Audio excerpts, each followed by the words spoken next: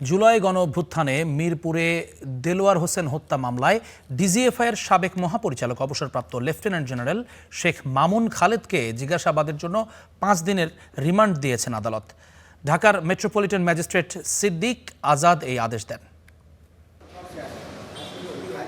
বুধবার রাতে গ্রেফতারের পর বৃহস্পতিবার দুপুরে আদালতে হাজির করা হয় ডিজিএফআইয়ের সাবেক মহাপরিচালক অবসরপ্রাপ্ত লেফটেন্যান্ট জেনারেল শেখ মামুন খালেদকে।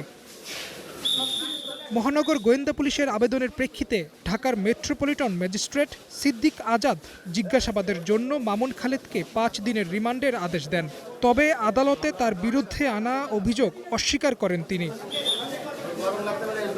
শুনানিতে রাষ্ট্রপক্ষের আইনজীবী বলেন 1/11 কুশীলব ছিলেন ডিজিএফআইয়ের সাবেক ডিজি মামুন খালেদ। দায়িত্বে থেকে বিরোধী রাজনীতিবিদ ও ব্যবসায়ীদের তুলে নিয়ে আয়নাঘরে বন্দী করে নির্যাতন চালাতেন তিনি।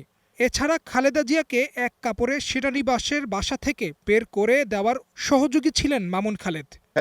তাকে পদোন্নতি দিয়েছে এবং সে ক্ষমতা অপব্যবহার করে সে আদালতে স্বীকারও করেছে যে জলসিঁড়ির সেখানে শত শত কোটি টাকা সেখানে তারা লোপাট করেছে এবং সেখানে তারা আত্মসাৎ করেছে।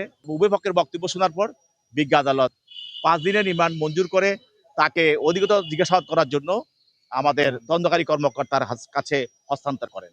এদিকে আসামি পক্ষের আইনজীবীর দাবি হত্যা ও গুমের সাথে জড়িত ছিলেন না শেখ মামুন খালেদ।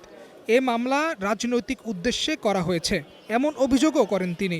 ওনার বিরুদ্ধে যে অভিযোগ আনা হয়েছে এই অভিযোগটা সম্পূর্ণভাবে মিথ্যা এবং ভিত্তিহীন এবং রাজনৈতিক কারণে শুধু এই মামলা করা হয়েছে।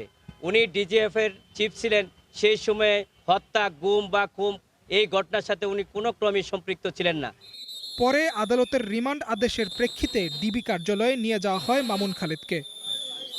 আরিফিন ইমন, স্টার নিউজ।